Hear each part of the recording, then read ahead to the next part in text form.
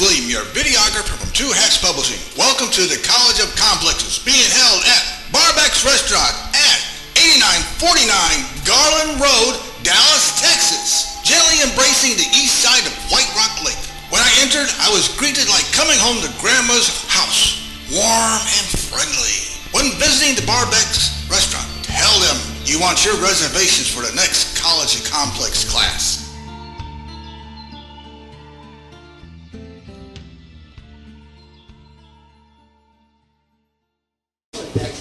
Well, welcome to the College of Complexes. This is our 209th meeting since we started here in 2009, February. So that's a good thing. We put a speaker on every week, a different subject. We require our speakers take a position on an issue, express a point of view. They have to be for or against something. We don't care what it is. If anyone interrupts the speaker, we remind the interrupter that we only listen one full at a time. That's one of our rules. And then we have questions and answers, not speeches. And then we have remarks, rebuttals. Everybody in the audience that wants to gets 5 minutes at the podium to respond to what the speaker had to say for or against. Then the speaker gets a comment and close the meeting. That's how it generally applies. At this time, if there's any announcements, now's the time to make them. Anybody have any announcements they want to make? Now you got your chance. Any announcements? Oh, you want to hear announce your card. Oh, come on up here and announce it. Nobody wants to hear me. Someone else announce it. Come on up here and announce it. Don't you want to come on up here and announce it? Yes. Come on up here and announce it. No, you're right there. Here's the cards. They're your cards. They're your cards. No, I don't. If you want to have people. Yeah, it would be nice if people came up here instead of me. Anyway, Susan has these cards here. Therefore, if you need health insurance or if you have health insurance, they're nice to have because they'll tell you who to call and what to do. And you're going to hand them out. So you can hand them out to your friends if you have any. If you know anybody who doesn't have any insurance, you might give it to them. They'll wake them up. If they have any health, well, then you have a problem. But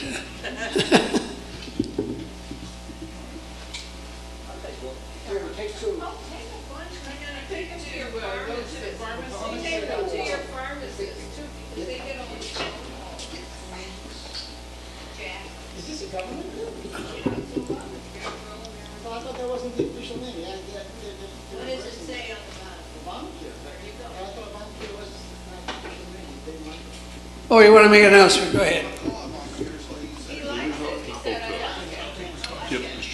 Oh, yeah, sure, yeah. Right. Just, yeah. And we'll do it too. We're very glad to have you here tonight. Just a couple of quick things from me, and that is, as Tom hopefully has told all of you as you've come in, the group is going to pick up the dinner tonight out of our little bit of accumulated money that we've gotten from collecting the $3 per head, and we want to thank him tonight for doing that. $1 at a time. We appreciate it. Well, as you know, we collect $3 and we pay for the speakers' meals and advertising, and we bought the sound system, and we've done things with that, but sometimes it manages to get in the black, and so this is sort of the undeclared, unofficial Christmas holiday, end of the year party, whatever label you would like to put on it to suit your own satisfaction. We have dessert coming afterward. Some good looking cake squares that I got a peek at, but I didn't indulge in, thank goodness. And but Tom is not picking up or the group is not picking up the tips for the server. So you're getting a free meal tonight, so be generous with our server tonight. Servers, they share it. We appreciate the good service they give us. Sometimes we all come roaring in at one time and want to put the order in simultaneously, and she does a good job of stepping up to the bar and taking care of us and getting it through the kitchen. We appreciate that. As Tom has told you, just one of us at a time speaks. we give the speaker 30 to 60 minutes generally to talk about what they want to talk to us about and open our minds to some wisdom and knowledge that perhaps we don't have. And then we get to ask questions if we have them. If we don't understand some of it or we want them to expound on something a little further, we ask questions. And then we set aside a period of time where any of us can come up and say take 5 minutes and either maybe add some of our own viewpoint to what the speaker said or totally disagree with what the speaker has to say in a nice way. And, and we managed to do that without any, unhappiness occurring. I was just thinking back as I was sitting there working on my club sandwich. We've met, like Tom said, we've had all these meetings, and 209, this is number 209. I think only 2 times in a meeting have we had some, verbal confrontation and someone got up and marched out the door. I don't know. Well, at the cafeteria? Were you the one that attacked the first time their couple and they didn't know how to respond to that? And they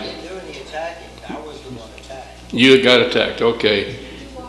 Yeah, well, there was a young couple that came for the first time, and when they heard something that wasn't totally agreeable, they were afraid they might get attacked, I guess, and they got up and left.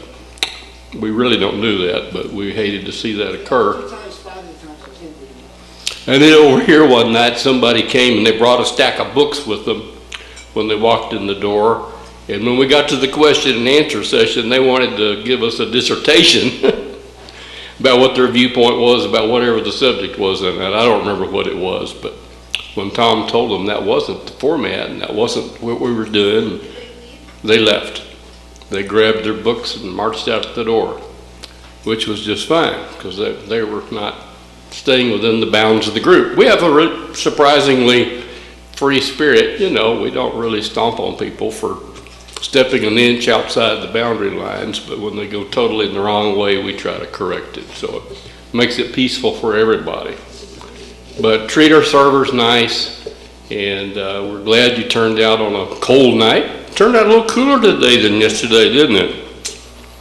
I thought we were going to warm up every day for a while, but tomorrow's supposed to be in the 50s, and Monday's supposed to cross 60, and probably another ice storm blow in,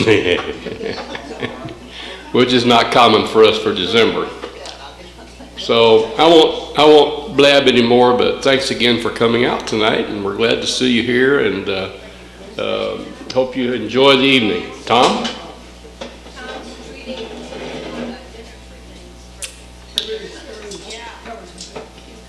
Dinner's on the house, sir. Order your sirloin.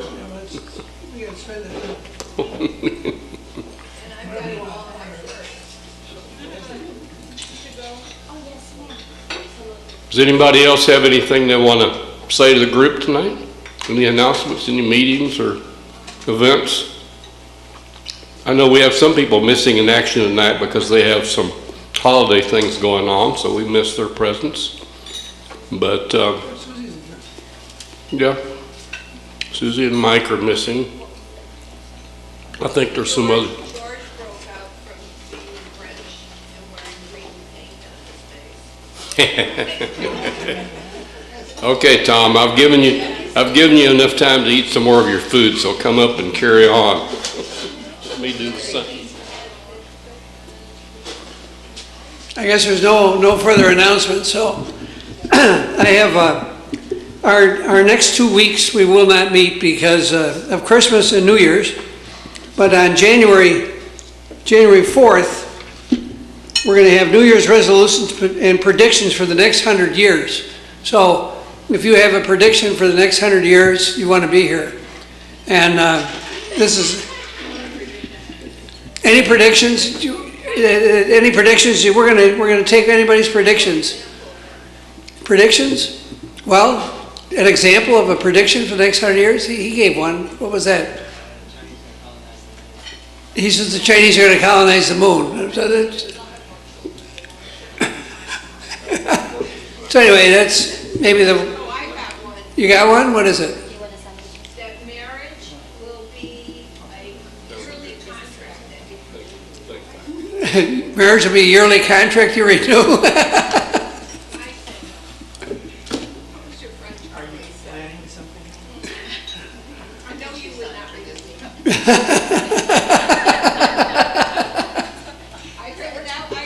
That was from Chicago. They were doing predictions. That was the one that Charlie. Yeah, marriage yearly contract. Maybe we'll go to a shorter workday in the next 100 years. You know, put people to work. Got 25 million people out of work. That's something that might happen. Well, all kinds of things can happen. All be sent to the moon. Sent to the moon? Yeah. No, it's sad because we keep replacing people with machines and machines don't pay taxes. That's one of the problems. So we have to do something about that. We shorten the workday, we put everybody back to work again. All right, but anyway, that's not going to work either because, anyway, there's a lot of, I'll go on. I better shut up. So anyway, that's our meeting for January 4th. So that'll be the next meeting we have, and make sure that you think about New Year's resolutions and predictions for the next 100 years, and we'll give you a chance to make them here. And he'll be filming all this, so it'll be in a time capsule, so that 100 years from now someone can decide whether we did anything right or not. Well, you never know. He might predict right. So, anyway, our speaker tonight is Michael Helsem. He's sitting in the corner over there. He's a poet, scholar, and an avid researcher. He's going to discuss how a Jewish kingdom in Central Asia flourished for more than 200 years and then vanished suddenly from history. He will cover Arthur Koestler, who thought he had solved this mystery, what became of his solution. Mike's presentation will culminate in the Yugoslavian novel, The Dictionary of the Khazars, which was published both male and female versions. He will awaken our senses as to what can be explored and revealed. So without further ado, please give a very, very warm welcome to Michael Helsem. You have the floor, sir. Howdy. First of all, how many people have heard of the Khazars before tonight? Oh, good. Okay, well, there was a king, and the king had a dream, but he didn't understand what the dream meant. So he asked 3 holy men to interpret this dream. He asked a rabbi, a priest, and a mullah in the 3 major religions of that time to interpret the dream. And then, whichever interpretation was going to be the best interpretation, he, his court, and his entire population would convert to that religion. Okay, so this is the story. That's the basis of this Dictionary of the Khazars. This was published in 1984 in Yugoslavia, translated a few years later into English. And I read it and I thought, well, that's pretty neat, because each of the 3 versions says that their side won. He's got 3 different versions of the same story in here, and I thought, that's a pretty neat idea. Little did I know, something like that really did happen. Okay, so I'm going to make a map. It's going to be a bad map. Okay. These 2 potatoes, this is the Black Sea, and this is the Caspian Sea. Okay, Black Sea and the Caspian Sea.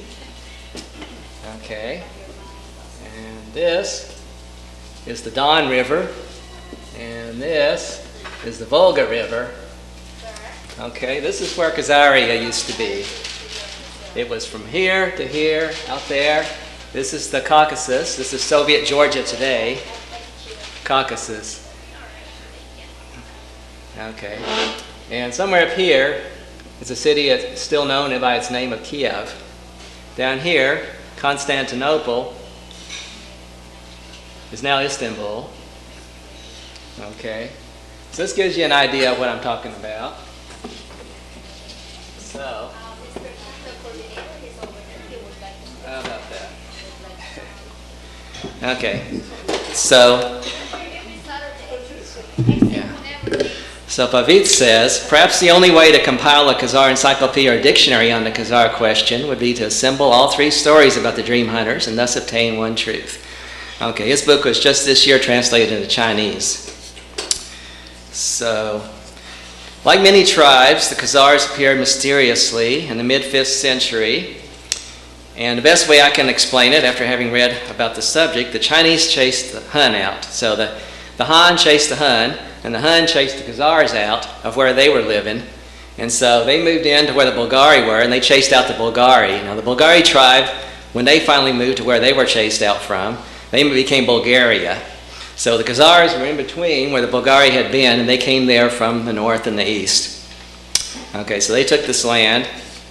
And this is about the same time as, say, a little bit before Charlemagne, let's say. And this is an area, a period of time in which we don't know a lot. We don't have a lot of records. We don't have a lot of material proof for anything. In fact, this area is so obscure that one German historian has hypothesized that the years between 614 and 911 did not exist. He says we lost count. When we started counting again, we got mixed up. So actually, we're living in the 18th century instead of the 21st century. That's how little record there is that he was able to say this. Most people don't agree with that, but there's very little material record of that. So this is the phantom time hypothesis, and it's only now starting to be talked about a little bit. I'm not going to cover that. So if you want to read about the Khazars, most reference books don't care much for them. For instance, Paul Johnson's History of the Jews, which is a big fat book, has one sentence about the Khazars. Okay, and the Historical Atlas of Judaism from 2010 says the Khazars produced no Jewish scholarship or sages, and virtually no trace of the kingdom has survived. So, why do we know there were Khazars? Well, on this side, there's Caliphate of the Arabs. On the west side is Byzantium. The north is pretty disorganized for a while yet. Eventually it becomes Russia, but not after a lot of dark ages. So we had the Vikings coming down the river, and they acted as a buffer state. And so we have accounts of them from Byzantium and from the Arabs mainly. And also the Lay of Igor mentions the Khazars without actually naming them. So there's not a lot of record like that. The main document we have is something called the Khazar Correspondence. And this is a pretty good story too. This is a letter from the secretary of the Caliph of Cordoba. When Spain was under Muslim control, it was called Al-Andalus, and it was a great place for a short time, very short time, in which all the people could live in religious freedom. There wasn't any persecution, and they had a pretty high culture there. This would be about 1,000, 1,100, 1,200. Things changed after that. So the secretary named Hasdai ibn Shaprut, he heard rumors from traders, because this is not very far from where the Silk Road comes from China. Of course, the Silk Road itself is a little bit of a myth, but we'll pretend like it really happened exactly like one single passageway. And so traders went back and forth all the time. They didn't take the same route, and most people didn't go all the way. But they brought back legends. He said, there's a Jewish kingdom out here beyond the mountains. And here he is all the way over in Spain. He says, okay, I'm going to write a letter to the king of this kingdom and ask him if he's one of the 10 lost tribes. So he writes a letter, and he sends it with a messenger, and the messenger travels the length of Europe. And he finally ends up there. And he brings back a reply from Joseph, the king of the Khazars. The king is called a Kagan. And Joseph says, well, yeah, we're a Jewish kingdom over here between the Black Sea and the Caspian Sea. 200 years ago, we converted. There was a king 200 years before me named Bulan, and he wanted to change his religion. They were pagans then, and he said, well, I'm going to find out which is the best religion. So he called in the three wise men, and they argued. This is called the first Khazar polemic. He said they argued for a week and they didn't come to a conclusion and nobody won. So he took them aside and he took the mullah and the priest aside and he said, okay, between y'all, which one would you rather least believe in? And so the priest said, well, obviously the Islamic guy, he's the most wrong. And then he asked the mullah the same thing and he said, no, the priest is the most wrong. And he said, so of the two, the Jewish guy, the rabbi, is more true than you think he's more true than the Muslim, and you say he's more true than the priest. And he said, okay, that means he's more true than both of you, so we're going to convert to Judaism. And this really happened sometime around 740. This is that version of the story. There's other versions in which the mullet was poisoned, but I won't go into that. So anyway, this was first mentioned in the year 1100 or so. So this is already in the decades in the past, and it wasn't printed until 1577. So we have these two letters. This is the only written document we have of the Khazars. It's written in Arabic by the Jewish secretary and presumably the Kagan. We don't know exactly what language, but it's probably a version of Chuvash, which today is spoken in Siberia by a very small number of very lost Russians, because they're a long way from there. So this was attacked as a forgery in 1941, but they did a statistical analysis with computers in 1954, and they said, well, at least we can say that they're written by two different people. So that's that. The only other record we have is a book written in Arabic in the 12th century by the great Spanish poet Judah Halevi called the Khazars. His book about the Khazars has nothing about the Khazars in it. Most of it is a reconstruction of the argument in favor of Judaism, and he makes a very interesting argument. He says, we'll never get to the bottom of whose revelation is the best revelation. He says, but if you look at the way people behave, the people who follow the Jewish rules are more ethical and more moral people, therefore they must be right. So this is an interesting argument. I think this is the first time this has been made on this basis.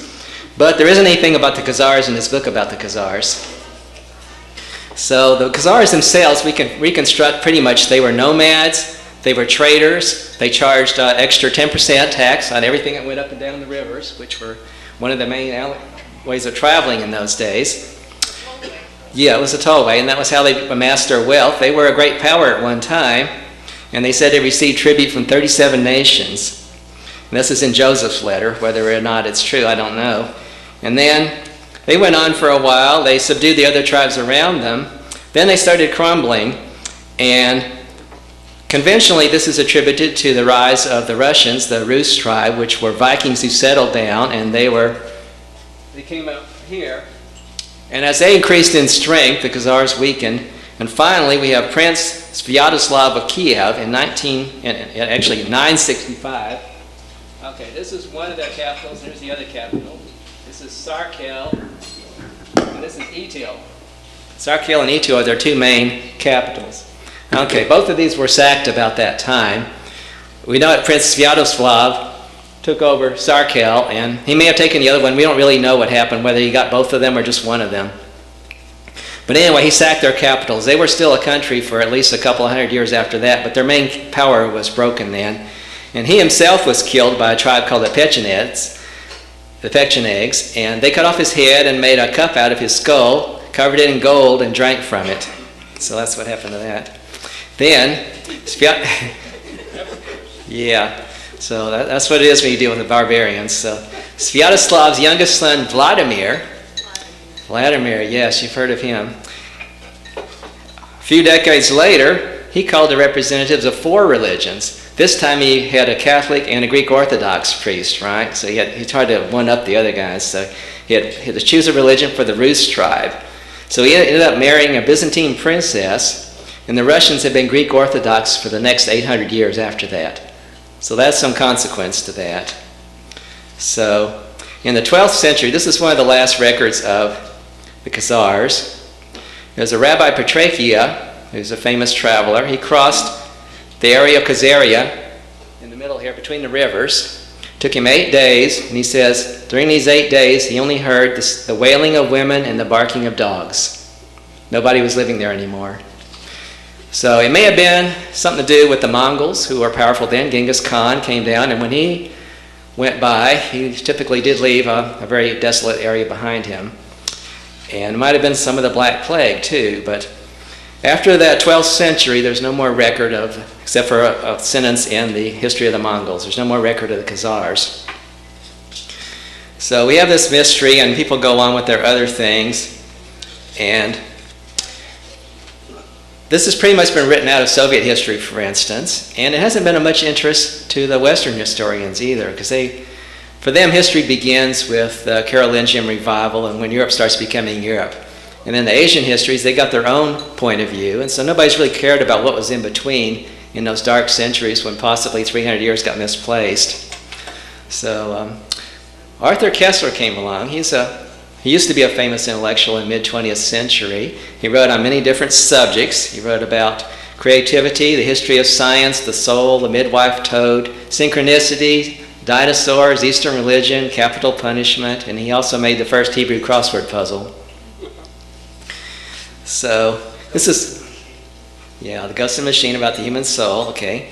So anyway, he wrote on all different subjects. He became interested in this, and he said here, the references to the Khazar state and its final period of decline are so ambiguous that almost every name, date, and geographical indication is open to several interpretations. Historians, famished for facts, have nothing left but a few bleached bones to gnaw at, like starving bloodhounds, in a forlorn hope of finding some hidden morsel to sustain them. So he found this an intolerable state of affairs, and he wanted to answer the question for himself. Now, he did have a predecessor in this theory I'm about to describe, and it's a book written in Hebrew in 1944 by a professor of medieval Jewish history.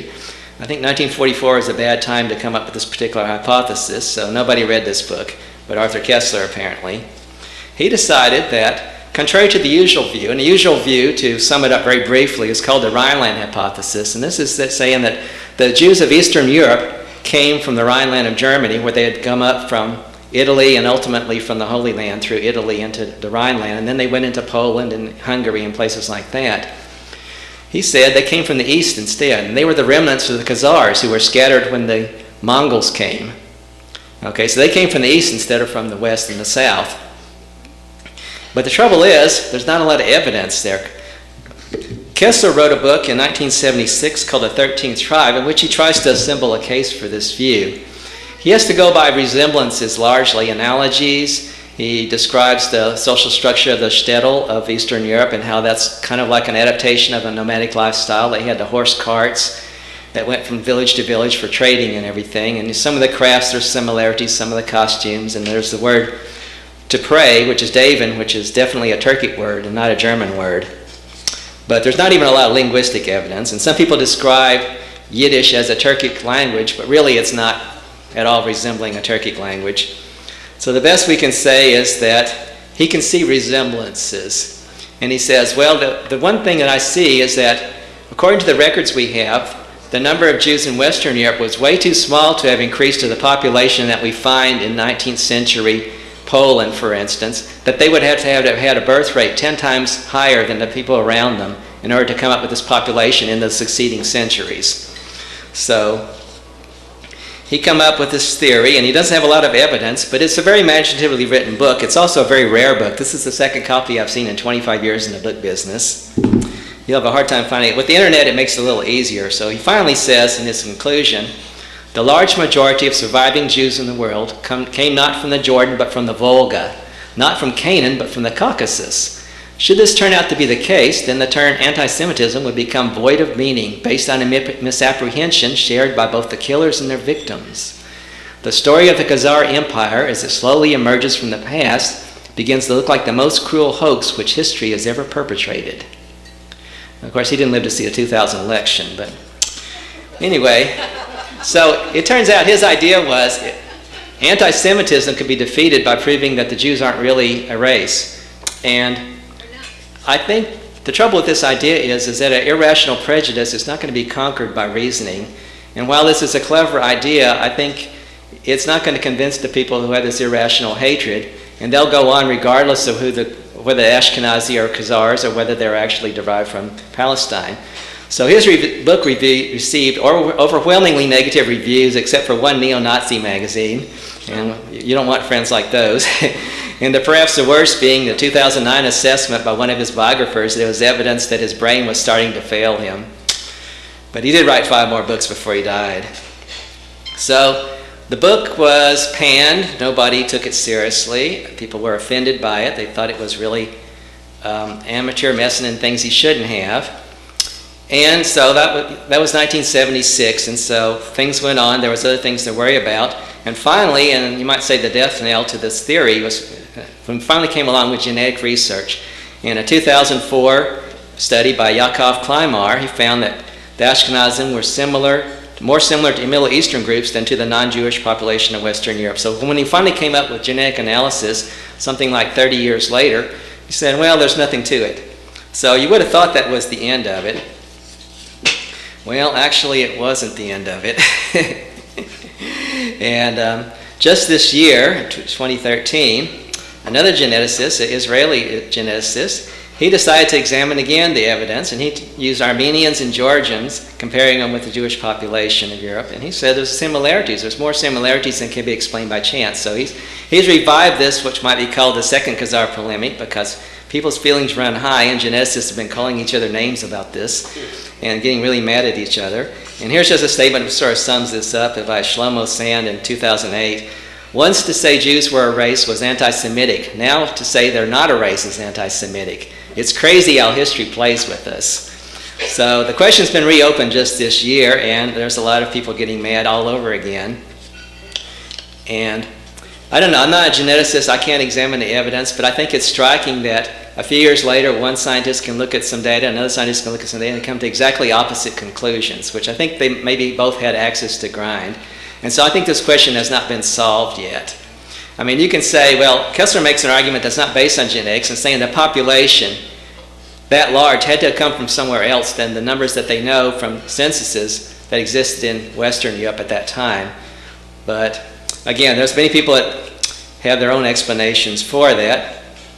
So I have two short conclusions here. Pavic, of course, was a Yugoslavian novelist in a country that was itself ethnically divided. He published this in 1984 in Yugoslavia. I went through Yugoslavia in 1977, and something struck me. There's a long highway it goes from, I believe, from Vienna to Beograd. It's a two-lane road, one lane either way, and all around you is green, rolling countryside. And it's a very beautiful country. All along the road, there's burned out wrecks of cars on either side. One car after another, burned out hulk. And I couldn't figure out why. Well, it's a one-lane road either way. It's very heavy trafficked, and people are constantly pulling out in front of the opposite lane to pass because they're impatient. They get tired of these heavy trucks slowing them down. They keep pulling out, and there's not enough space to keep from running into cars. So people keep having wrecks on this highway over and over again, and yet nobody ever cleans up the wrecks. And so I said, there's something wrong with this country. A few years later, they exploded in civil war, so I think that's a symbol here. And a person asked me earlier what kind of archaeological evidence there is for the Khazars. Well, there's a couple of coins, silver coins that have, like Stars of David and then Arabic writing and stuff like that. The site of Sarkel, right here, I was trying to figure out what modern city is Sarkel in the Soviet Union, or almost the Ukraine, most Georgia anyway. And I was looking at the map, and the map didn't look right.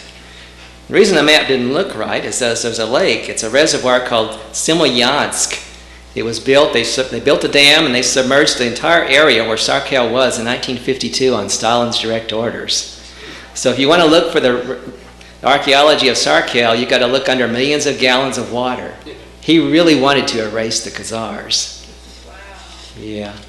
And so there's a Russian legend that there's a city under the sea called Kitezh, and at night when the moon is out and the air is very still, you can hear the bells ringing.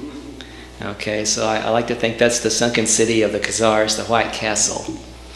And I'll just leave you with that. And so I don't think Koestler had the whole picture, and I think it's quite possible it could be a combination of genes.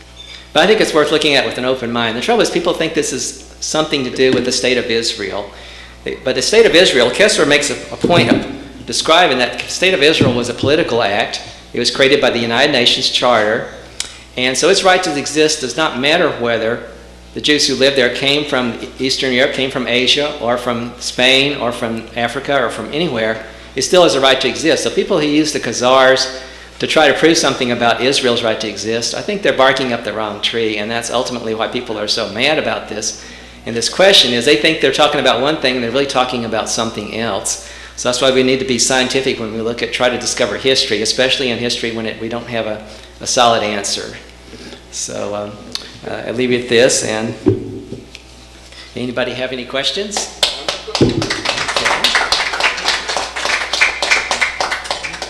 Okay. Oh.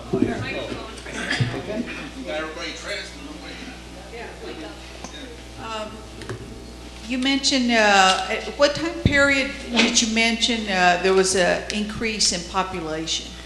Real quick. Okay. Can you hear me? Okay, the Black Death in the 14th century depopulated Europe to a great extent. So between the 14th century and the 19th century, the population increase of Jews in Eastern Europe increased by an incredible percentage because they had censuses then, and the censuses they took later were a very large number, had changed from then. But they really can't explain it why. Some people have even said it was a miracle.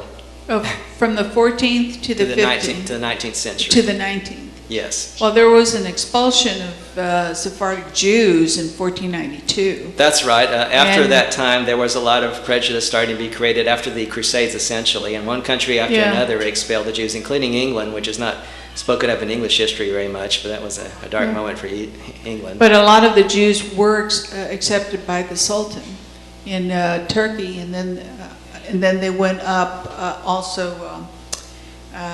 They went up between, I guess it's Bulgaria. And, yes, that's correct. Up through there, Bulgaria and Greece, and then went up, up there are many that pathways way. they could have taken, yes.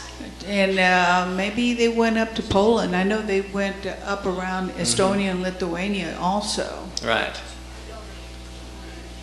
Yeah, there are many ways they could have gotten there without having to be either from the north or from the west. Okay. Yeah. Okay.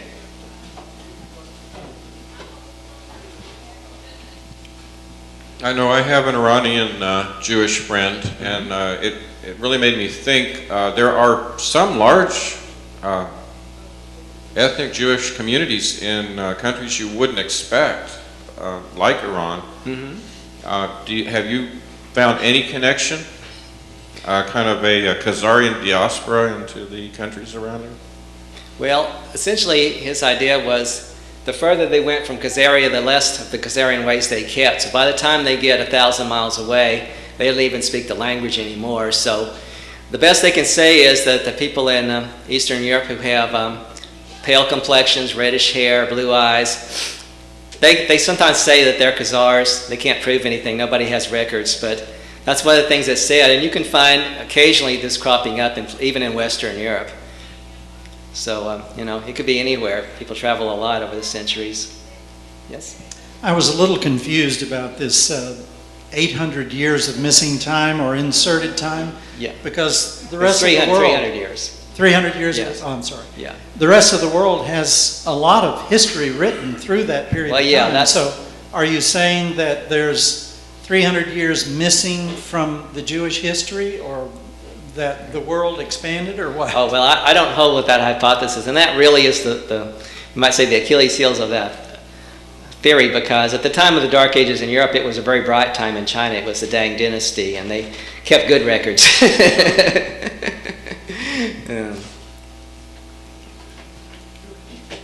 Okay. Hi, my sister a few years ago did a DNA swab and sent it into National Geographic. And we're, on my mother's side, of course, we're Jewish.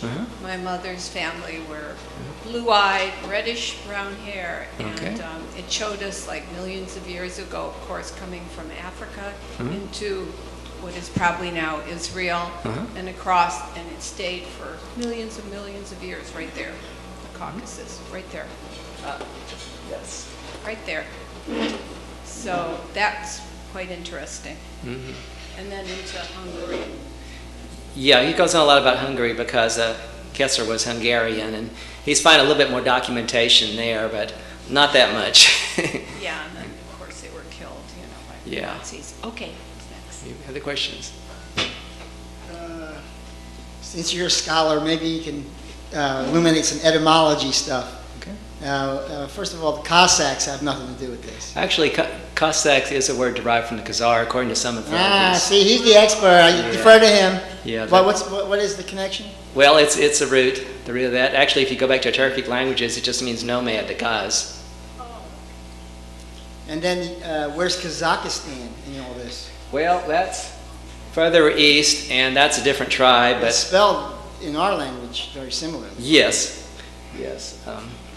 Well, there's other tribes that I didn't mention, like the Guz and the Kumans and like that, so I was trying to keep it simple. But yeah, all these tribes, I mean, you might say the difference is that they were neighbors that didn't get along, and that was the mainly difference. They spoke similar languages, they had similar customs, and so there are many, many Kazakhstan tribes. has nothing to do with this. No, they were just some of the nomads at that time, and then they went, when they finally settled down and gave a name to the region, it was based on their language root for their nomad. Yes, one more thing. What is your thing you're for that we can be against? Well, I think the format of our general meeting. Okay, well, I would say that the Khazar hypothesis has nothing to do with the right of Israel to exist, because people want to use it for that, and I think that's unfortunate. Thank you. Yeah.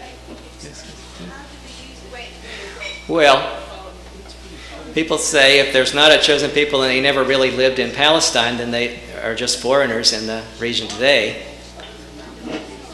Okay, yes. Have you found any connection between, let's say, the trade routes, and especially any connection perhaps with the Italian city-states like Venice? Is there any connection there with the Khazarians? Well, Venice was the end of the Silk Road for most of its existence, and where the traders came. And so they actually traveled south of there because it was a lot easier to travel in that direction than coming up through here in the wintertime when it was really impassable.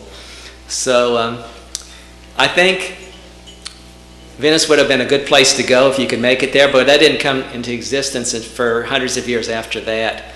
So there's not a direct connection.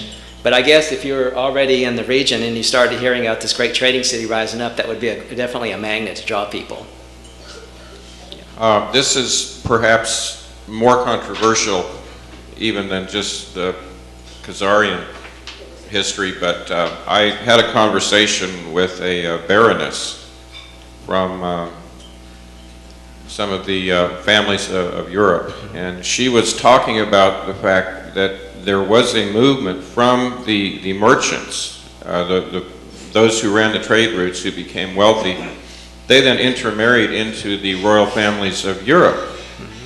And she was talking about most of her relatives had some Jewish roots, just because the wealthy married into the royalty. That was a commonplace way of forging alliances, even in the barbarians' time. And it was said that the Kagan of Khazaria had, I think it said they had 20 wives, one wife from each of the surrounding tribes to sort of solidify their bonds. So this was a custom they actually started way before then. So you could say that's a continuity if you want to look for a continuity. And I believe you had your hand. Well, yeah, I did have my hand up. I don't need the microphone. Yes, you do. For the recording. Oh, I don't. Okay. This just goes back to the book, the Dictionary of the Khazars, because as I know that there were two different versions of that book released. One a male version and one a female version, and the books were otherwise identical. And I just want to know if you can explain why that is. Why one book was written two different ways with just one or two small changes. Okay. Well, and why it's called male and female. Okay. That's a very good question. And this is very much a magical realist novel with lots of fantasy. And in addition to the three polemics, there's also a modern story with three archaeologists trying to find this book, and there is a murder in the book, and the murder is solved by comparing the two versions, and that sort of tells you who committed the murder in modern times. So it's just like kind of like the Da Vinci Code in that respect. I don't remember now who's the murderer, but by comparing them, you have a clue to solve that mystery if you want to solve the mystery, but you have to buy 2 copies of the book to do that. You make me regret that I don't know more about my own personal family history. My mother was born in Lithuania, a little town called Kretinga, not too far from Kiev. And my grandfather, her father, was a rabbi. But before that, I have no information, and I've not taken the time to research it either. But you've made it more interesting for me to now want to pursue that and get some family history. Okay. Well, there is a website called Khazaria.com, which sort of gives you a little bit of the background, and they take a position that's sort of in between the two extremes, and so you can get another view from there. I may have missed something here. Is there any connection between the Khazars and Yiddish? Well, Koestler says that Yiddish came into being when German was the language spoken by cultured people in the towns of that part of Europe at that time, and he says that the people dropped their Turkic language, which was related to Chuvash, as I've said, and began to learn German, and they mixed it in with words from Turkic and some of the other languages, and that Yiddish came into being when those people moved into towns. I've looked at the structure of Yiddish and the structure of the Turkic languages, and there's not much left. There's a few words that have resemblances, but most of the grammar is a Germanic language. So it's really hard to say that this language changed into the fact, but he says that the Jews, as they traveled, they did learn the language of whatever that country they were in, and that aside from the holy language that they brought for their books, their everyday language could be whatever was the common language there. So you can't draw a straight line from the Khazarian language, whatever that was, since we don't have any written records whatsoever of the Khazarian language, except for one word at the end of the Khazar correspondence that says, "I've read it. The king wrote this after his secretary wrote everything else." He probably couldn't read and write. So we only have one word in Khazarian language that says that. So we really don't know a lot about what their language is. We only can speculate. It's kind of a strange phenomenon that when you have a persecuted people, things get driven underground. I know my family, I have a grandfather who was a jeweler, and he was a Lorberg, and yet on the records it says he was a Presbyterian, but nobody ever saw him in church. And okay, was he strictly German? Well, all I know is the family was in the Chicago area, and I mean, I grew up with all kinds of Yiddish. I grew up with Yiddish, and the question is, well, was that just a Chicago thing? Oh, yeah. Oh yeah, she says. Well, maybe that was it. No, okay. But anyway, it's definitely. I guess my question would come to the point of what can we determine as fact, and what do we have to leave out there on the shelf? Well, we have like the scant two documents I've mentioned. We have a few accounts. We have almost no archaeological evidence. We really have to infer, and we may never be able to prove anything until that lake is drained. And even then, what's going to be left? What's it going to show? So, I don't know. Not every mystery has an answer. Any other questions? So are you for or against the right of Israel to exist? I think every nation it exists at one point in time, another point in time it doesn't. And these are based on negotiations, I think, with its neighbors. And I think the United Nations established it has right in 1948. And right now there's a lot of people that don't want it to exist, and I don't think that's a good thing. I mean, I almost think it would have been less problematical to establish the homeland, say, in Nevada, which has a similar climate, and it wouldn't have been surrounded by people that want to kill them, really. But I just hate to see bloodshed of any form, and I don't think it's a good thing to have to kind of like continually be in a state of siege. So on the one hand, you can say they have a right, but it depends on the life that you want to live. And if Dallas were surrounded by people that wanted to burn the city to the ground, I would probably go somewhere else. So that's just my own feelings. Who's seeking who? You should be a politician. That was the longest answer that didn't say yes or no. Yes, it does have a right to exist as a nation. Did you run across any information? Did you run across any statements anywhere referring to Hitler being part Khazarian? No, I hadn't heard that one. Okay, just one.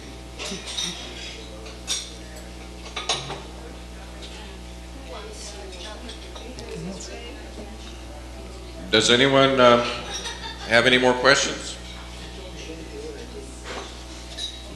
Well, it's been an interesting topic. I'm definitely interested in it. Yeah, I mean, I've simplified drastically to keep it under an hour. Yeah. If you want to expound any long, I mean, normally we have more going on here as far as, I mean, we have pitched battle arguments and things going on. It just hasn't happened this evening. So, do you have any more to share from your notes on this? Are there any pictures? Pictures. Well, there's a few pictures in the book here, which are not.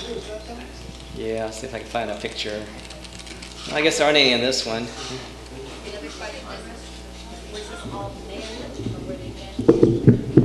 Well, interesting, by some accounts, there was a lot of sexual equality in the tribes. When they were nomads, the women had to work as hard as the men. They weren't allowed a privileged existence. And they surprised the Arabs who moved among them, for instance, about how free the women were and how relatively liberated they seemed to their eyes, because they had a different idea of the roles of women. So to that extent, there was more equality than we tend to think of in a Dark Age culture. Yes. I got one more. Okay. Yeah. I never heard of the Khazars till the last couple of years, and this is not just a question for you, it might be for some other people here. The modern conspiracy theory people, there's a lot of real strong anti-Semitism in there. They say they did 9/11 and a lot of things taking over too much of the country's policy making. And there's this guy that comes, I am a 911 truther, by the way, but this guy comes and he's real Christian. He knows all kinds of history. You know, he should be here. But somehow, I think it was the Khazars he blames for a lot of modern, Illuminati stuff and things like that. Does anybody know who he blames? And I never really followed it closely. Well, if you Google on the Khazars, you'll come across a lot of that on the internet now. And unfortunately, I think they all... Yeah. Well, I believe I touched on that. When I talked to the Baroness and we talked over who is related to who and all this, and I think you'll find that most of the people who run for president in this country are related also to the Queen and to that whole set, and they all have some Jewish history from the trade routes. If the Khazarians were involved in the trade routes and the spice routes and all that, and we're talking a connection there. But when you're talking about greed, when you're talking about what trillionaires do, and there are trillionaires out there, I think it transcends all ethnic and religious boundaries. Yes, I would agree. Do you know anything what Michael was? Ken Jimmy always talks about that. They're the bad guys, right? Khazars are like the bad guys behind everything. No, I don't know. Okay. You don't know anything about it. Okay. You mentioned that the term Khazar is derived from a word meaning nomad? Yeah, the Turkish word gaz. Okay. Well, okay. Does that also apply in like Russia and so forth? I mean, the origins in that. There's some words in Russian and Slavic languages have been borrowed from the Turkic language, and trying to think of an example. But yeah, it's left traces in the language itself, which may be the best history we have. Is just look what happens to the words. Well, I would think with that in mind, since that's a general term, you could have a number of different groups of people in a large area who are nomadic. And described with that term, it would be very, very difficult to pinpoint any origins genetically. Well, yeah, in fact, the Khazars themselves were a multi-ethnic nation, and their Supreme Court, for instance, had 2 Jews, 2 Christians, 2 Muslims, and a pagan. So they wanted to be sure to get everybody represented there. Okay. More questions?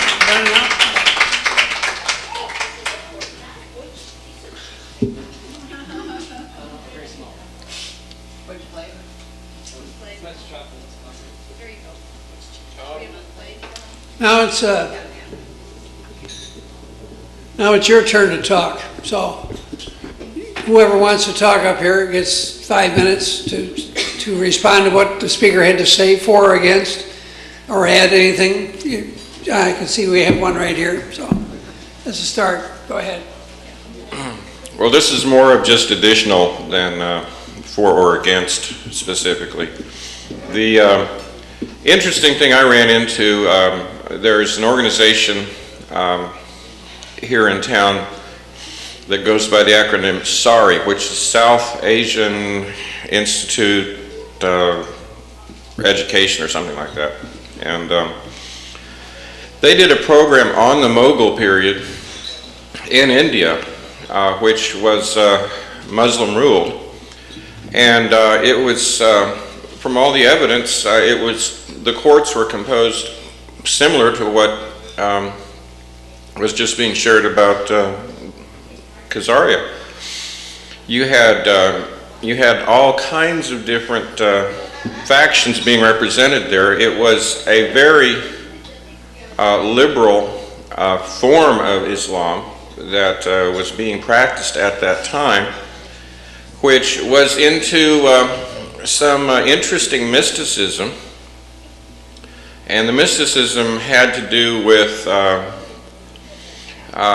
kind of speculation on the divinity of those who ruled. It was a really interesting kind of almost, I mean, you could take some of the old Roman pagan Caesar stuff and just kind of superimpose it onto India in the Mughal period, because the rulers really wanted to be divine. They wanted to be respected as divine, and so there was this kind of underpinning theology of a mystical sort kind of transposed into the Islam of that time.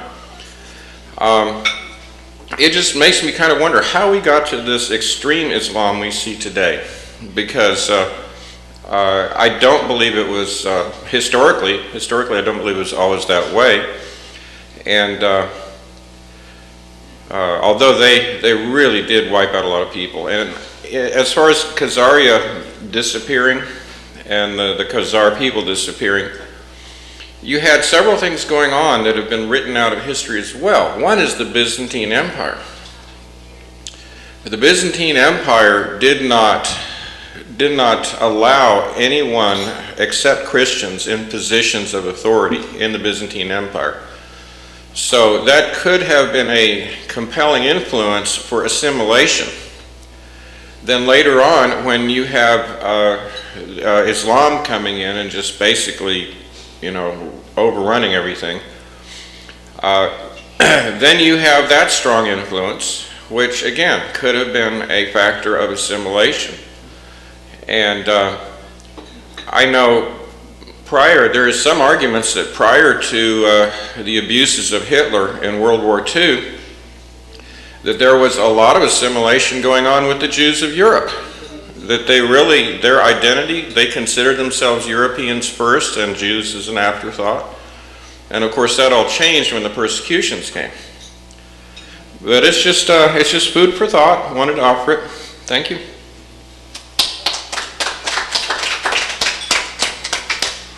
Okay, who's next? Here. Hank, you're next. You got 5 minutes. Thank you, Mr. Speaker, and for the House and the press corps. Thank you. A little louder, I don't want to get lost here. I'm going to go off on a tangent on the part where we can argue.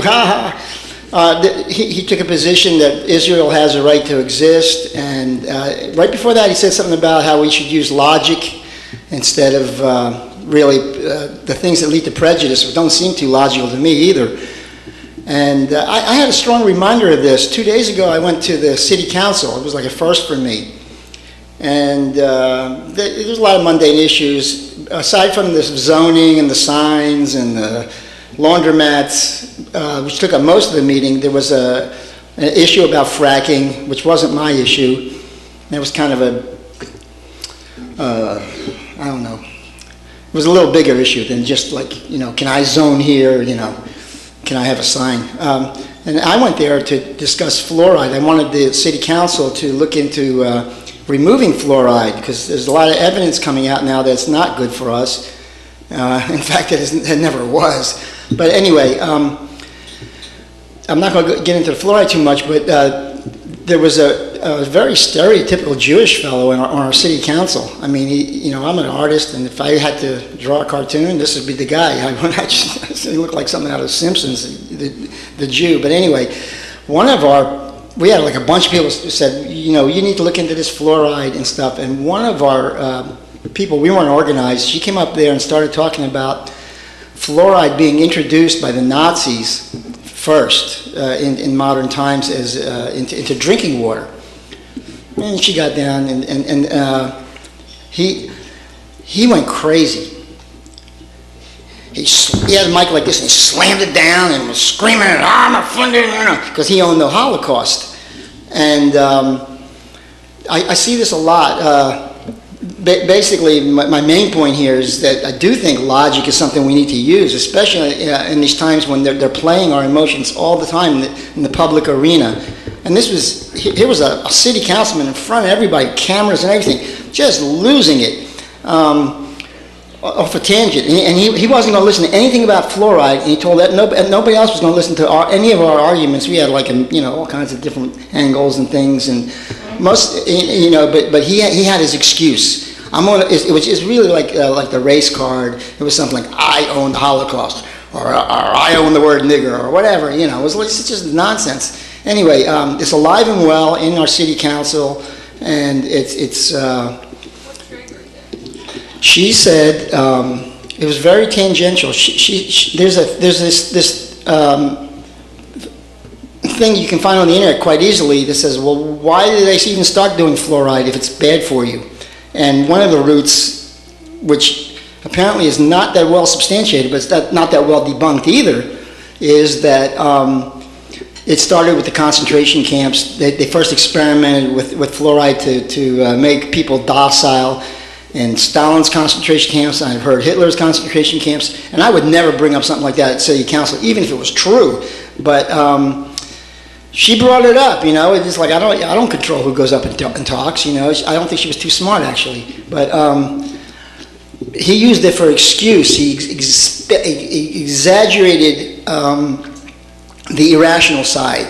It's like this Holocaust thing. Like it's got to be exactly 6 million people, and it's got to be this, and it's got to be that, and they're really. It's something that's coming up now where it's like you have to, follow their Holocaust story. I own the Holocaust, and it's the same thing though. There's certain black people like. There's only certain issues that they own. Like some guy came up afterwards, after we talked, and he was talking about Mandela and how we gotta, bow down to black people. It was really weird. He wasn't one of the council people. He was just some guy that came in, but I think he was a former council person, Marvin Crenshaw. But anyway, what I'm saying, the broader issue I'm trying to bring up, because I can't argue with anything he said, even if I knew history. He didn't really come down heavy in any direction. The broader issue is how important is it for us to understand what rationality is. What the rules of logic are. I mean, there is something called the trivium, the quadrivium. You might want to look into this.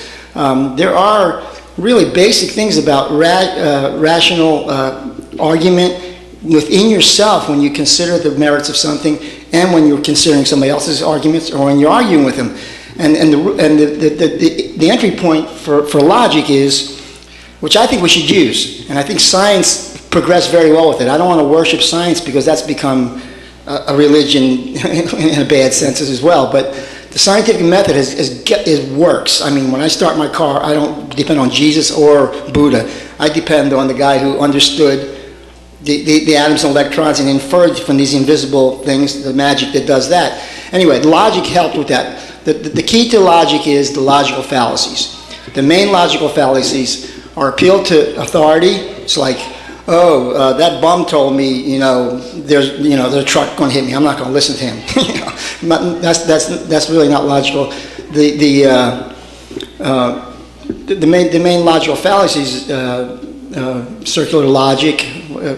I'm forgetting now. The straw man, where like you'll say, like if I say 911 was an inside job, and you'll say, well, that means you don't believe in planes. Straw man means you give an argument that anybody can knock down. It's easy to knock down the straw man, but that's not what I said. I didn't say there was no planes. But anyway, there's several main ones they use over and over again. Ad hominem is the most common. Just attack the person. Distract from any logical structure. Anyway, I want to champion logic. I think this is a place to do it. This is the place to champion logic, and City Council needs a little dose of it too. And I want to thank you for your talk. It wasn't real political, but it was clear and it was good, and you gave me an opportunity to go off on something. Thank you.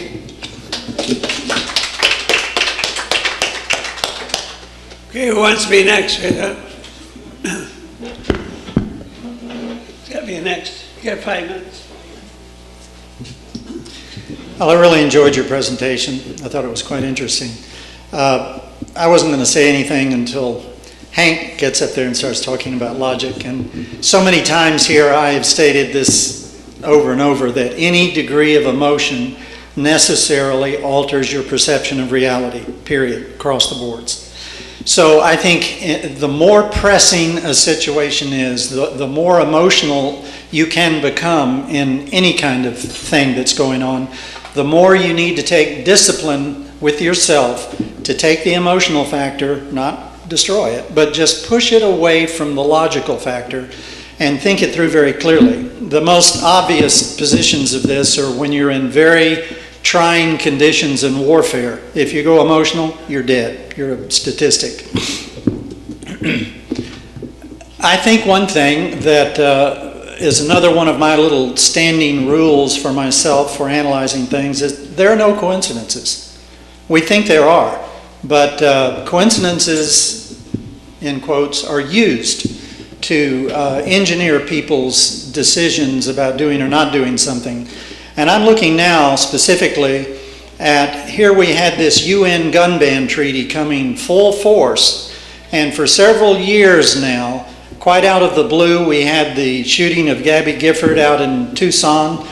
We had the Aurora shooting. We had the Sandy Hook. We had all of these terrorist shootings out of the blue. Now, the statistics on that are way off the scale. To me, I think this is an effort on people who want to take all the guns away from the people in this country to get that done by terrorist activities that are actually generated probably in Washington, D.C. I think that is very true, and I think if we look at history, we look, for instance, during the 30s, the German Reichstag building, the parliamentary building, burned down in Berlin, and this was an absolute effrontery to the German people. They were just, who could possibly have done this to us? It was horrible. And then the Nazis blamed, I think it was some fellow from Holland or Belgium or so forth, and said that he did it. Well, records afterwards, the Nazis, the Germans always kept good records, proved that the Nazis themselves had burned the Reichstag building down to get that response from the German people so that they had the solution for it. And this is done so often. And what have we seen now in recent years here in the United States? We've seen the Patriot Act. We've seen the Homeland Security Act. And if you will take these acts and you will compare them to the legislation that Hitler got passed in the 30s and that Russia had, you will see that they're almost verbatim the same kinds of laws, and they're totally unconstitutional. These are dangerous bills of law that we have allowed in this country. And I think on the issue of fluoride that's been brought up, that is a known neurotoxin, and it does make people slow down mentally and get a little more passive. And I remember years ago I read very clearly somewhere, and it's been so many years I've forgotten where it is, that that was done. I.G. Farben produced the fluoride for the Nazis to put in the concentration camp waters just for that purpose. Now, that's been largely debunked since. I heard yesterday from some people, so I don't know the truth of that, but I do know that years ago I read it clearly. And debunking is a big activity of our dear government. I'll give you a perfect example of that. I used to be able to go on YouTube and put in the global warming myth and just get this film up real quick about two groups of scientists. studying independently, and I don't know how they do this, but they go down through the layers of the Earth back millions of years. And one was studying the CO2 content in the atmosphere, and the other was studying the temperature of the Earth at that level. And each one of them separately, without knowing each other, came up with an even sine wave through the years that constantly repeated itself. Both of them. They got together, and then they took their sine waves and superimposed one over the other, and they found that always the rise in CO2 in our atmosphere follows the rise in temperature. And the diminishment of CO2 follows the diminishment of temperature, and it's by 700 to 1200 years. And I'm thinking, now that's very interesting. But if you look at it, the atmosphere has the least heat retention capacity, so it heats and cools real fast. That's where we get our temperature readings from. The ground is the second most able to hold heat, but water holds heat more than any. And the colder water gets, the more it absorbs gases out of the atmosphere. And it does it in proportion to the gases that are in the atmosphere, so much oxygen, nitrogen, and everything else, and the temperature and the air pressure. And as that water heats up, it can no longer retain those gases, so it begins to let the gases back out. It makes so much sense, and when you have 4/5 of the Earth comprised of water, the surface of the Earth, it makes even a lot more sense. And if you don't think that water has to have gas in it, how do the fish live? How do the plants live? The plants have to consume the carbon dioxide deep under the ocean. The fish have to consume the oxygen, and they do it through their gill system. So to deny that this can be real is silly, really.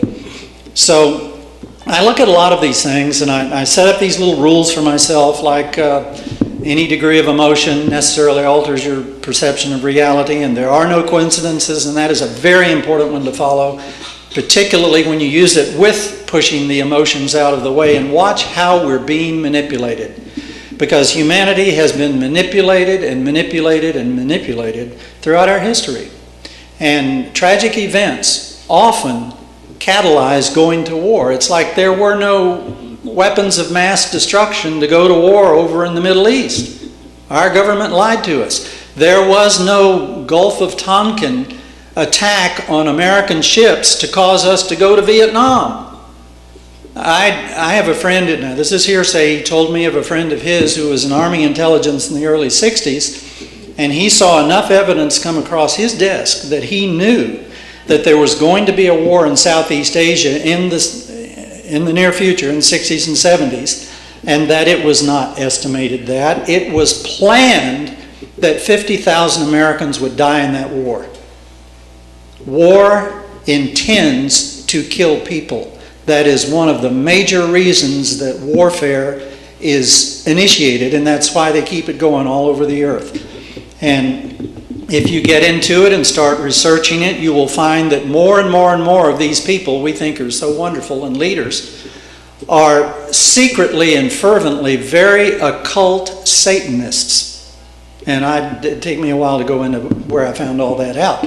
But in their brand of Satanism, they believe that through the death of an individual, another can absorb the departing life energy psychically. And they can bring it into their own system and strengthen and lengthen their own lives. And they believe through the deaths of millions, a few may attain physical immortality.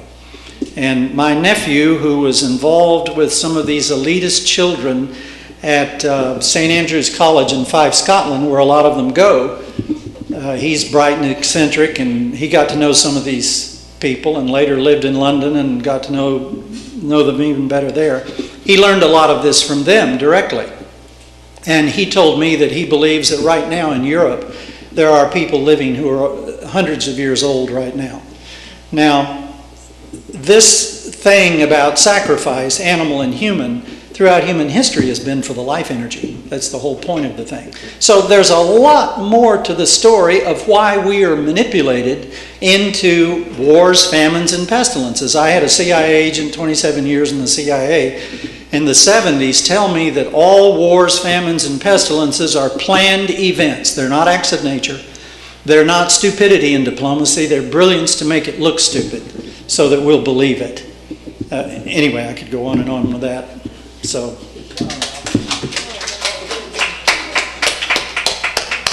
Okay, who's next? You want to be next?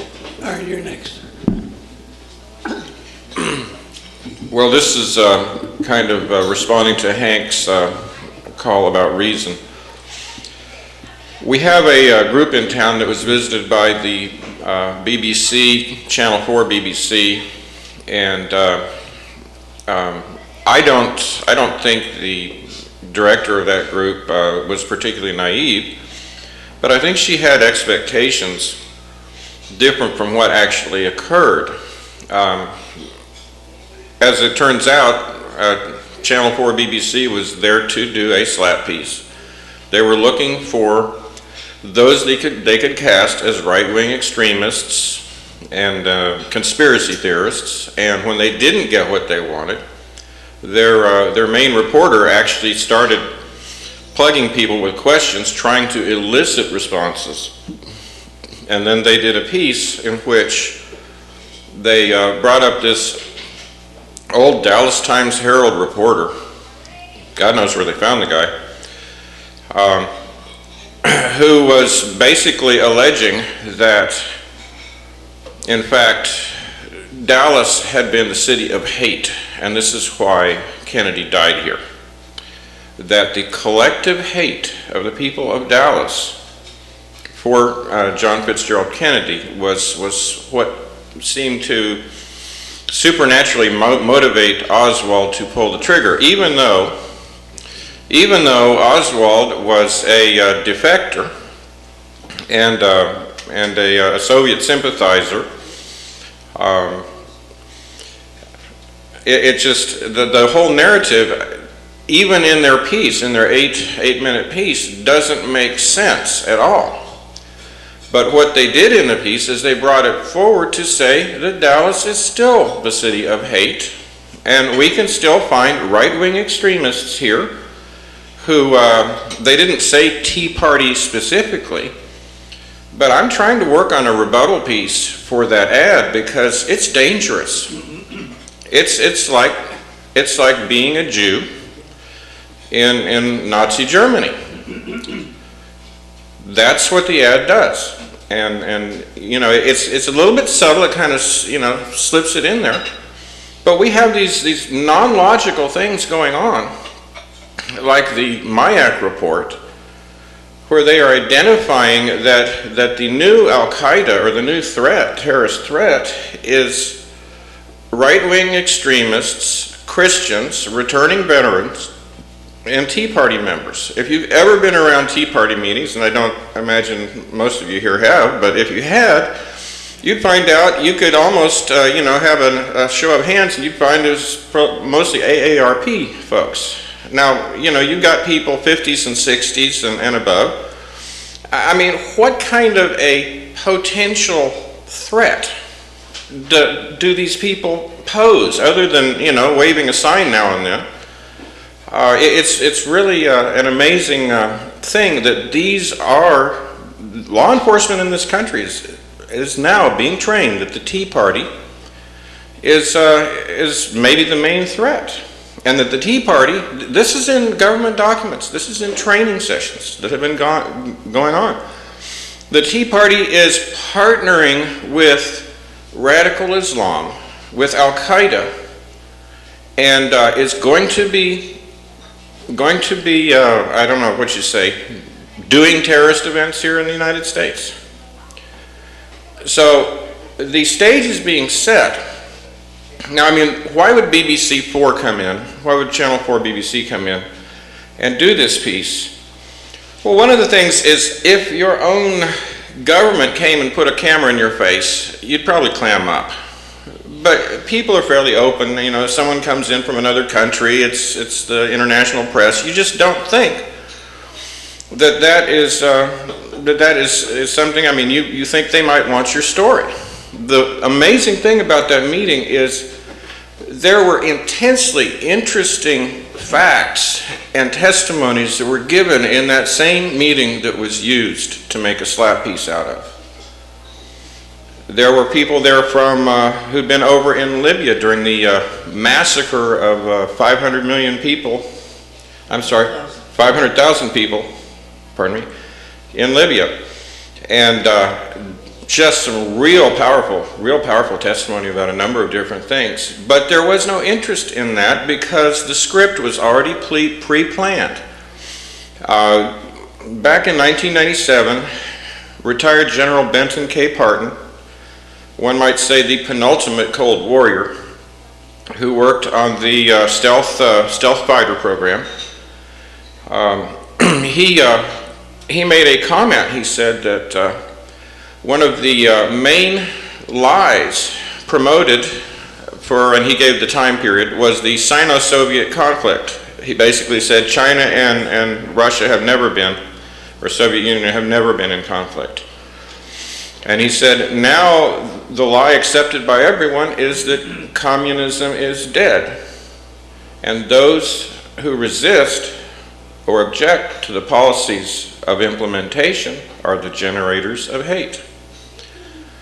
So now we have BBC coming in, identifying Dallas as the generators of hate. Just thought you ought to know, is the bullseye on us here. Thank you. Okay, who wants to be next? Go ahead.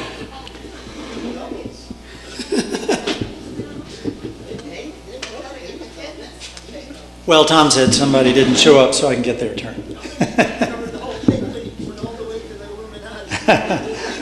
No, I wanted to bring up two other issues, if I can think of what they are. Speaking of the Moriartys, who gave a presentation, some of you listened to that.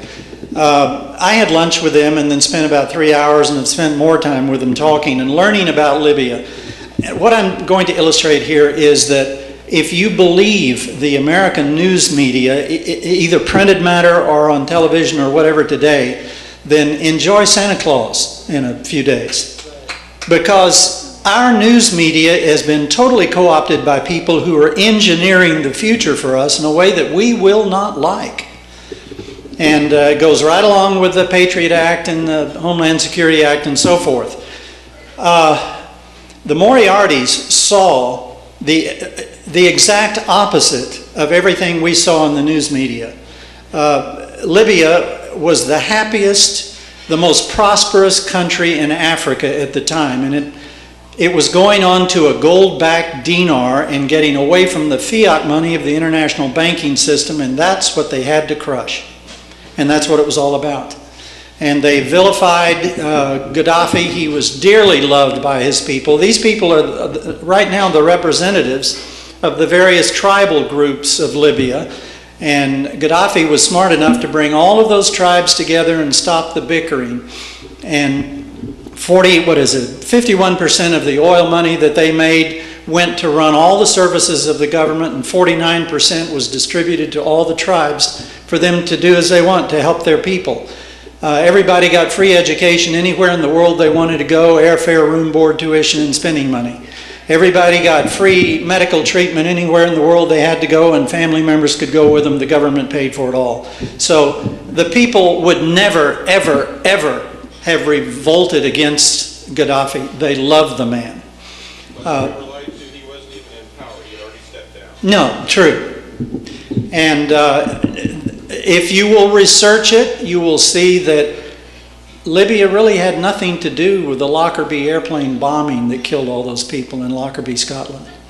The evidence was phonied, and the court system in Scotland went along with it, because you have powers much higher than we're willing to admit exist. And they do exist. I can't prove that to you, but there's that. Now, as far as Oswald is concerned, during the celebration period here, Judy Very Baker came to Dallas. She has been living and hiding for decades out of this country. She was the girlfriend of Lee Harvey Oswald in New Orleans. She was a brilliant scientist, starting in high school on her own to develop a cancer cure because her grandfather had died of cancer. Was this the woman who booked Lee and me? Yes. And I bought her book. She signed my book. I could not put 600 pages. I could not put the book down. And if you get that book and read it, and it ought to be an assignment for you to do it, every time a footnote comes up in the middle of a paragraph, stop and go read the footnote, because it applies right there and it broadens the whole subject. It was a wonderfully written book. Lee Harvey Oswald was not a defector, John, from the United States of America. That was done to give him cover. He was a CIA agent. He worked for the government the whole time. He was working for the government when he was killed. And probably Judy Baker believes that he was killed by this mafiosi friend, Jack Ruby, knew him from New Orleans, because they knew that they were going to torture him mercilessly and exact a confession out of him and kill him anyway. So it was a mercy killing. Lee Harvey Oswald turned in one assassination plot, I think it was up in Chicago a few weeks before the assassination, and saved Kennedy's life. He was a very patriotic American. And he told Judy that, he said, you know, I'm into this thing so deep now because I've been out here giving out the pamphlets to show that I'm pro-Castro, but that was only because they were developing a very toxic cancer to have Lee Harvey Oswald take down to Mexico and pass to someone who was to take it to Cuba. And a lot of the doctors over in Cuba hated Castro, even ones who treated him, and they were going to give him cancer and kill him. And that was the weapon. And one of the big pressures they were having was, we don't have much time, because Kennedy called back the Bay of Pigs invasion, the air cover for that, and he stopped World War III by picking up the telephone and calling Khrushchev and saying, hey, this is insane. We'll leave Cuba alone if you take the missiles out. And our military were so hell-bent to have a nuclear war with Russia, and they were estimating that only 20 million Americans would be killed, but about 70 million Russians, but we would win the war and it would be all over with. Kennedy got up out of a meeting with those people and walked out saying, you have no humanity whatsoever. Kennedy also announced in an address he gave to a college in the United States in May of 1963 that he had uncovered a plot to enslave the entire population of the United States, and he was going to abolish the Federal Reserve. And he had the Treasury print Treasury notes, and I held a $2 Treasury note in my hand years ago. The very first executive order that LBJ issued on board the airplane, with Kennedy's wife standing there blood-soaked, his body in the plane, right after Sarah T. Hughes swore him in, his first executive order was to recall those Treasury notes that Kennedy had printed. Everybody was involved in that assassination. The city of Dallas was involved in that assassination. The military, the banking system, the CIA. Kennedy had announced he wanted to break the CIA into 1,000 pieces. Next you're going to say LBJ. Duh. But, yes, ma'am. Just recently, I had heard that there were two brothers. One was Kennedy's, Dulles. yeah, the Dulles brothers. Oh, yes, he'd kicked him out of the CIA. Yeah, and that he had given him a note saying that he did not want to get into Vietnam. He wanted to use diplomacy instead. Kennedy did. Kennedy. Yes. And then Yes. he just shoved that note, not to be seen by anybody. I think Jack Kennedy was one of the greatest world citizens we've ever had leading this country. He was against this New World Order, and that's what got him killed.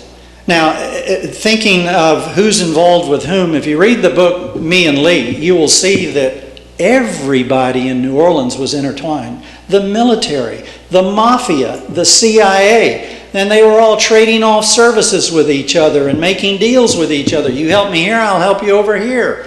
And they knew that the mafia was bringing in drugs the whole time, and because they were doing deals for them over here, they let them do it. It is so corrupt, it's beyond imagination. If you believe what you see and hear in our media today, enjoy Santa Claus this month. I mean, I'm serious. You're that deluded. I can remember when I was a kid, I was walking down the sidewalk. I mentioned this once before, and my friend Wendell Mozart just turned to me and said, just out of the blue, said, "Albert, you know there's no Santa Claus." I was infuriated, but I knew instantly that he was correct. I knew that I knew it all along, and yet then I got really mad because my own parents, the people whom I trusted the most on this earth, had lied to me. So from that point forward, I realized that my parents, even though they were loving and all of that, could lie to me. Anybody can lie to me. And if there's money and there's power involved in it, they're going to lie if it'll get them in that position and get that money in their pockets. And that is the way government is run, and those people who think that a socialistic form of government makes any sense, to me, are insane. Because what socialism does is turn all these loving things we want to do for people over to that damn government. And what do? They siphon off 90% for themselves and do the opposite. Now, here's your assignment also, in addition to reading Lee and Me and reading The Creature from Jekyll Island, which everybody needs to read. It should be required to graduate from high school. Is to, where was I going before you started talking? Oh yes, Yuri Bezmenov. Bezmenov. Everybody go on YouTube and watch the interview where he's in a dark blue suit sitting on the right and a man on the left sitting beside him is interviewing him. He was an infiltrator into India with the KGB to convert India over to communism. It failed. But he talks about the system in which they do it, and the point that he made that I want to illustrate here is that the last phase of installing communism is letting the liberals take over, because they have big-hearted, loving ideas, and they think the government is going to go do all these wonderful socialistic things for the people. But the people behind the scenes engineering all of this have used them as pawns to get the last of your rights and your property stripped away from you. And then what they do is, when the police state comes the night before, they round up all the liberals, because they know, since they have ideals, they're going to be some of the greatest opposition. Take them out into a field and shoot them in that one night. In Vietnam, they murdered 7,000 people in one night. So go watch the interview by Yuri Bezmenov. He's saying, "America, wake up."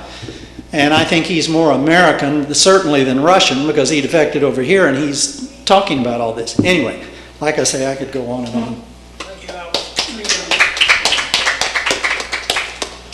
Any other comments? Is that it finally? We're done? Any comments? No. Well, then our speaker gets to comment on the comment and close the meeting. That's how this works. You get the final say. But yeah, you can talk about whatever you can comment on all these other comments. You've got the floor. You get to finish this up, put us back on track. Whatever. Yeah, come on up here. Yeah, come on up here and talk about it. You get the last word. I could add something, nothing to add. I was just say, nations can be made to disappear, and in 1,000 years they may wonder what happened to the United States.